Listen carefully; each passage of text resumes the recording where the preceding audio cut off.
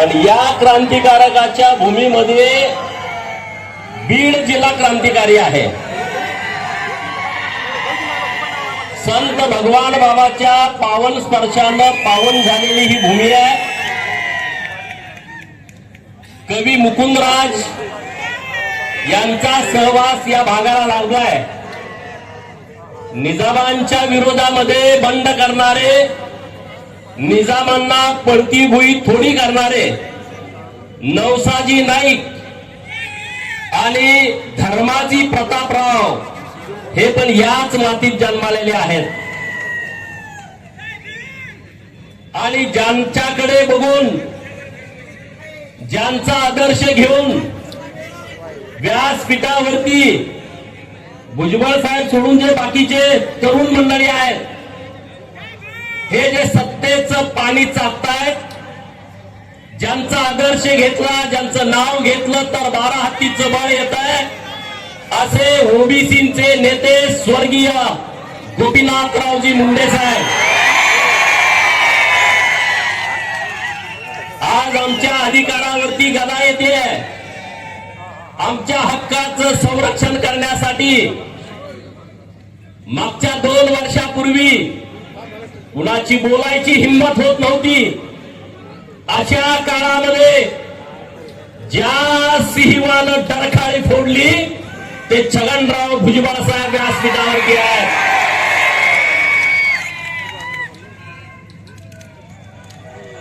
राज्याचे माजी मंत्री ज्यांच्या शब्दाला धार आहे असे माननीय धनंजयराव मुंडे साहेब व्यासपीठावरती आहेत. माननीय प्रकाशांना, लक्ष्मणराव हाके साहेब, बाकीचे सगळे मंडळी, मी आता वेळ जास्त घेत नाही. मित्रांनो, मी पश्चिम महाराष्ट्रातून आलो आहे. 1962 ला इंग्रजांच्या विरोधामध्ये लढणारे क्रांतिसिंह नाना पाटील सातारा लोकसभेमध्ये हरले. परंतु 1967 ला याच भूमीनं त्यांना लोकसभेमध्ये पाठवलं होतं. याचा सर्वस्वी अभिमान माझ्यासारख्या कार्यकर्त्याला आहे.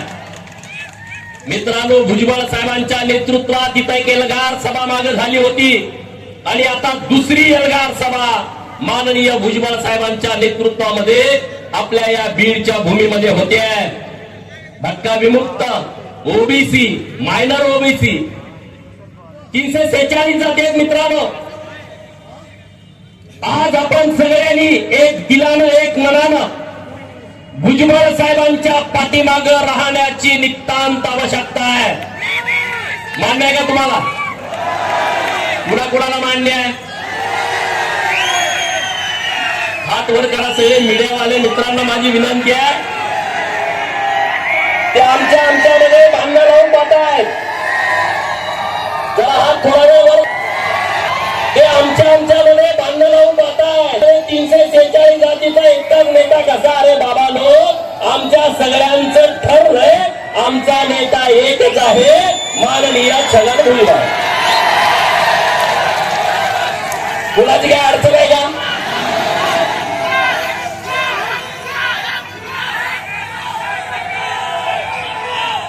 मित्रांनो, माधव हा फॉर्म्युला आपण मागे बघितला होता राजकारणामध्ये नाही. आणि प्रत्येक वेळेस लढताना आपल्याच हातात बाण येईल असं नाही. कधी कधी अर्जुनाकडे बाण द्यावा लागतो आणि आपल्या सर्वांचा अर्जुन इथं व्यासपीठावरती बसलाय. बाण त्यांच्या हातामध्ये आहे, बाण त्यांच्या हातामध्ये. आपण सगळे सैन्याच्या भूमिकेत आहोत, कार्यकर्त्याच्या भूमिकेत आहोत. तिकडच्या आळीमध्ये बऱ्याच गडबडी सुरू आहेत. त्यांना माहित आहे ओबीसी मध्ये जर फूट पाडली तरच आपलं गणित जुळू शकतं. आणि म्हणून त्याने एक पिल्लू सोडलं. काय पिल्लू सोडलं? की धनगरांना एसटीतून आरक्षण द्या, आमचा पाठिंबा आहे. धनगरांना एसटीतून आरक्षण द्या, तुमचा पाठिंबा आहे. आणि तुमचा बाप तिकडे बसलाय, तो तिकडे विरोध करायला लावतोय. हे कळत नाही का रे धनगरांना? धनगर काय एवढे काय तुम्हाला काय येडे वाटतात का रे? घोडे लावण्याच्या तयारीत धनगर आहे, आता तुम्ही त्या नादाला लागू नका.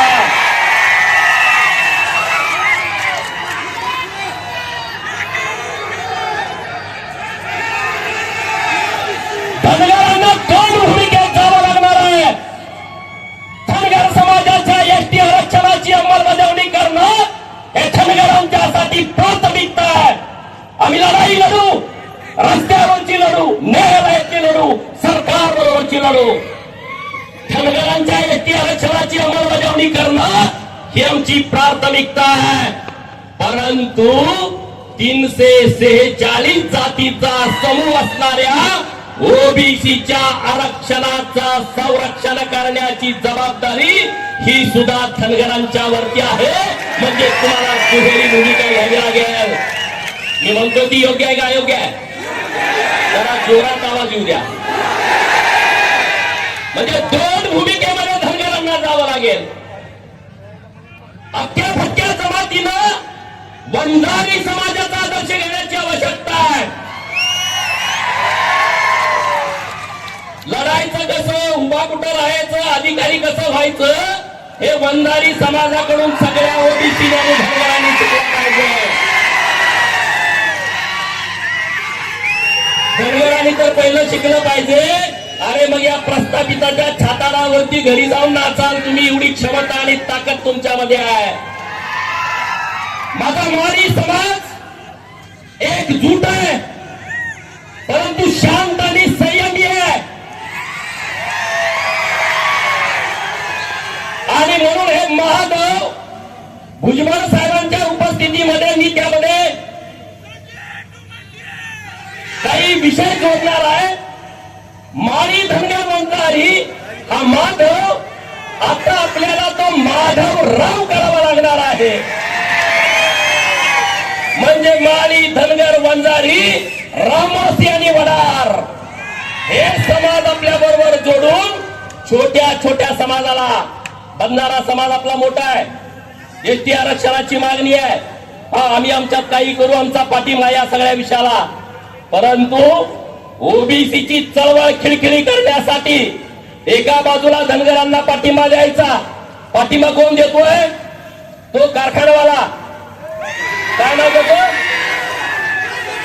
अरे त्याच्या गावामध्ये अहिल्यादेवींचा पुतळा लावायला त्या अवलादीनं विरोध केला, तो झेंडा लावायला देत नाही आणि तो धनगरांना आरक्षण द्या म्हणतोय. हाकेसराच्या गाडीवर दगड टाकणारा गेवरायचा म्हणतोय धनगरांना आरक्षण द्या. अरे काय एवढे राहिले का? म्हणजे ओबीसीचं सगळं आरक्षण केलं पाहिजे, धनगर बाजूला पडला पाहिजे. माळी समाजाला एकटं पाडायचं आणि वंजाऱ्यांना शिव्या द्यायच्या, हा तुमचा एक कलमी कार्यक्रम चाललाय. समाजाला कशा काय शिव्या देऊ शकता रे? कसं काय तुम्ही देऊ शकता समाजाला शिव्या एखाद्या?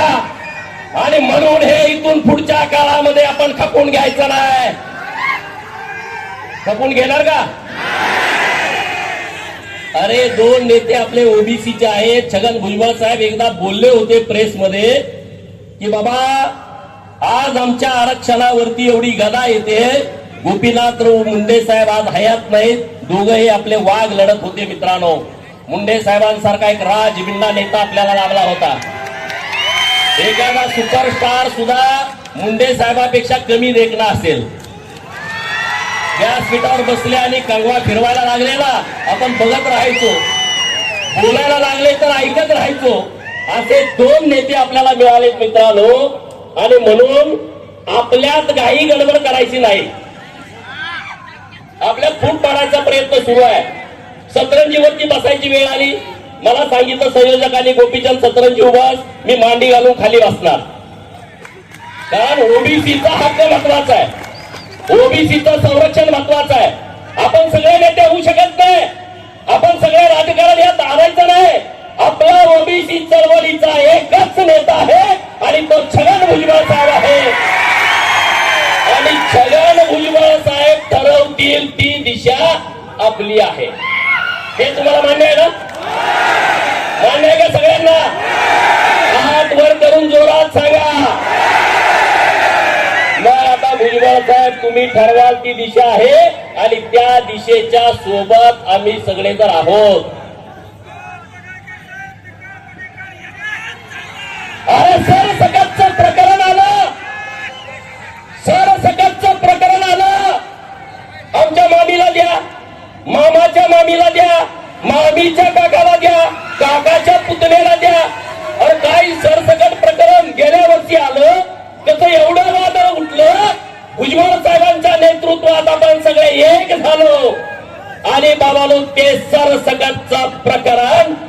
मागच्या जागी थांबलं की नाही थांबलं? त्यानंतर आता सगळे आम्ही हे आहे आम्ही ते आता मग तुम्ही कसं काय रे? तुम्हाला कमीपणा वाटत नाही का आमच्या बरोबर बसायला? हा, गरीब मराठा समाजाच्या विरोधामध्ये ना मुंडे साहेब होते, ना भुजबळ साहेब आहेत, ना गोपीचंद पडळकर आहेत, ना धनंजय मुंडे साहेब आहेत. गरीब मराठा समाजाच्या विरोधात आम्ही कधीच नाही. जे तुम्हाला वेगळं आरक्षण दिलंय त्या वेगळ्या आरक्षणाचं आम्ही सगळे समर्थन करतो की नाही? वेगळं आरक्षण आहे न तिकडे ओबीसी विरोध करतोय.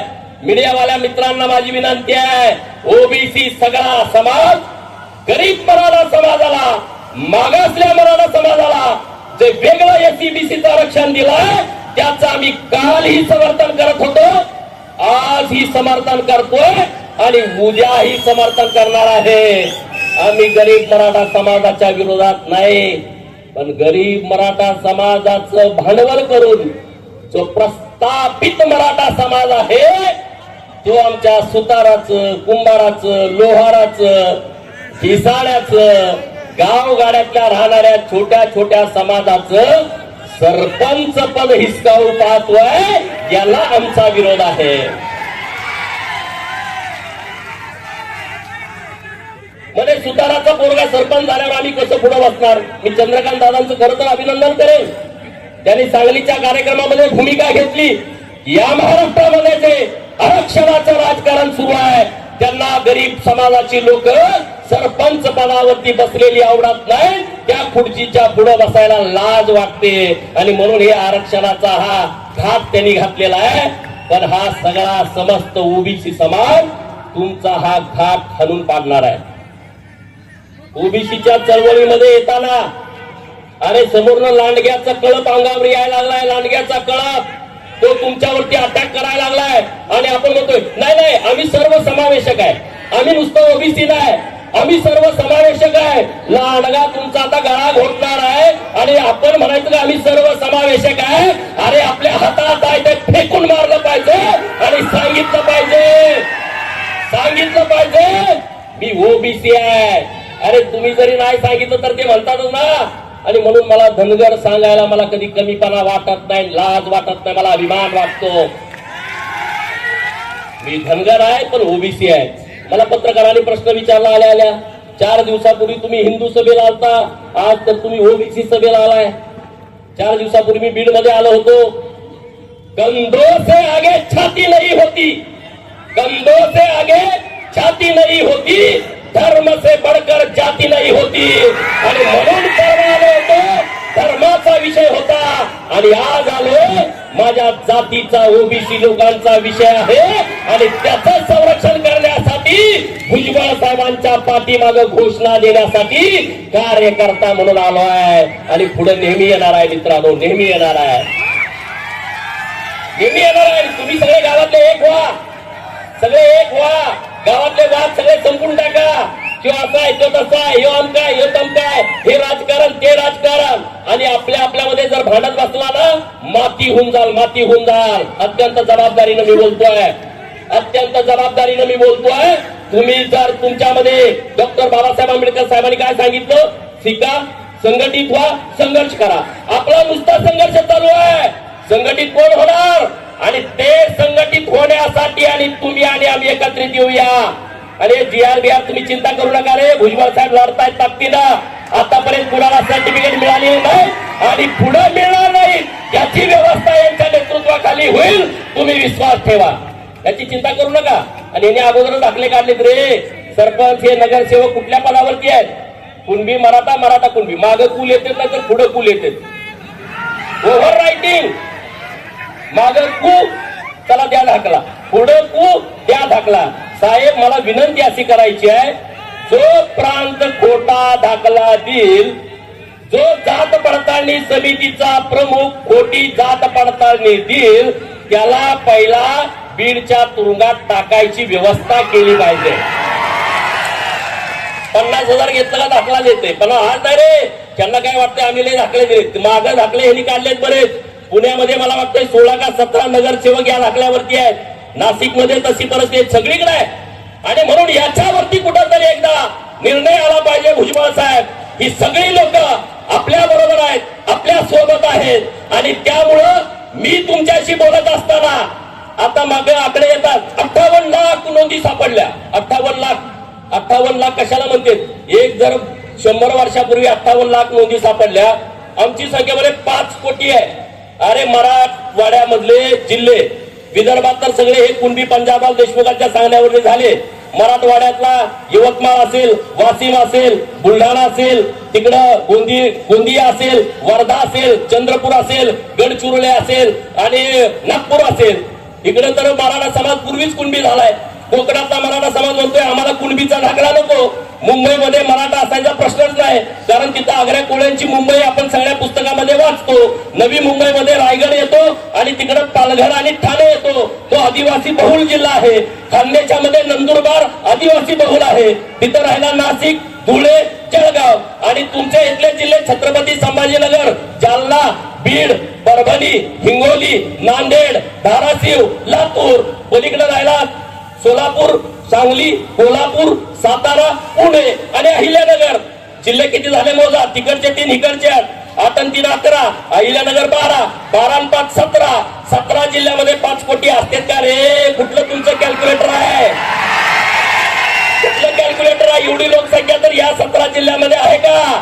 जातनिहाय जनगणना ज्या दिवशी होईल तेव्हा तुमचा बाजार उठलेला असेल हे तुम्ही लिहून ठेवा आणि तुम्हाला तुमची ताकद कळेल. सुताराला कुमारातीमध्ये माझं एकच घर आहे. अरे तुझं गावात एक आहे, तर विधानसभा मतदारसंघात 1000 घर आहेत की 1000 गुणिले 5 कर की. दोहर म्हणतो माझं गावात एकच घर आहे, लपतोय. अरे गावाचा विचार करू नको, विधानसभा मतदारसंघाचा विचार कर. तेव्हा तुझी 5000 7000 लोकसंख्या होत्या आणि या महाराष्ट्रामध्ये असे कितीतरी आमदार आहेत की जे 5000च्या आत निवडून आले. एकटा लोहार एखाद्या आमदाराला पाडू शकतो, एवढी हिंमत तुमच्यामध्ये आहे. तुम्ही म्हणताय जाऊ द्या, ते भुजबळ साहेबांचं काम आहे. अरे भुजबळ साहेबांचा 78वा वाढदिवस झाला परवा. सगळे उभा राहून त्यांना वाढदिवसाच्या शुभेच्छा द्या. सगळे उभा राहा.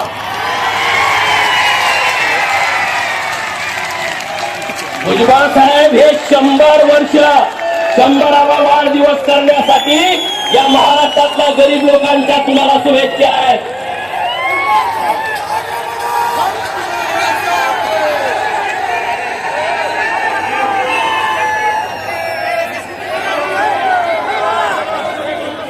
अरे मित्रांनो, हे म्हणलं की जिथं मुंडे साहेब जातील, भुजबळ साहेब जातील, तिथं निवडणुकीला पाडा. कुठेतरी मी स्टेटमेंट ऐकलं, त्यांच्यासाठी मला म्हणायचं दिलों पे राज होता है. हुकूमत तो वही करते हैं जिनका लोगों के दिलों पे राज होता है, वरना यूं तो मुर्गों के सर पर भी ताज होता है. तुम्ही भुजबळ साहेब आणि मुंडे साहेब कुठं आले तुम्ही पाडणार? तुम्ही पडाल. जशात तसं मिळेल. तुम्ही आहो म्हणलं, आम्ही का हो म्हणू. तुम्ही समजा दादागिरी करताय, मोठी माणसं आहे, तुम्ही 2 दिल्या, किमान 1 तरी आमचं पोरग दिल ना. आणि द्यावं लागेल. काय 2 दिल म्हणतोय, 1 दिली तर 2 दिल म्हणतोय. नीट ऐका, हे कायद्यावरती राज्य चालतं, दादागिरीवरती हे राज्य चालत नाही. आणि म्हणून मला ठाम विश्वास आहे भुजबळ साहेब आपल्या सरकारमध्ये आहेत. देवेंद्र फडणवीस साहेबांशी त्यांचं बोलणं होत आहे. चिंता करू नका, ओबीसी वरती कुठलाही अन्याय होणार नाही याची जबाबदारी भुजबळ साहेब घेतील. आणि आपण सगळे सैन्य म्हणून भुजबळ साहेबांच्या पाठीमागात ताकदीनं उभा राहू. मुंडे साहेबांचं जे स्वप्न होतं की जातनिहाय जनगणना झाली पाहिजे, ते आता स्वप्न मित्रांनो या वर्षी पूर्ण होत आहे. आणि त्यामुळे ओबीसीच्या हक्काला तुम्ही कितीही दादागिरी केली, किती अन्याय करण्याचा प्रयत्न केला तर धक्का लागू शकत नाही. आणि याचं सगळं श्रेय माननीय भुजबळ साहेबांच्याकडे जातं. एवढंच या निमित्तानं बोलतो. माझ्या नंतर बोलणारे नेते मंडळी आहेत. धन्यवाद. जय हिंद, जय मल्हार.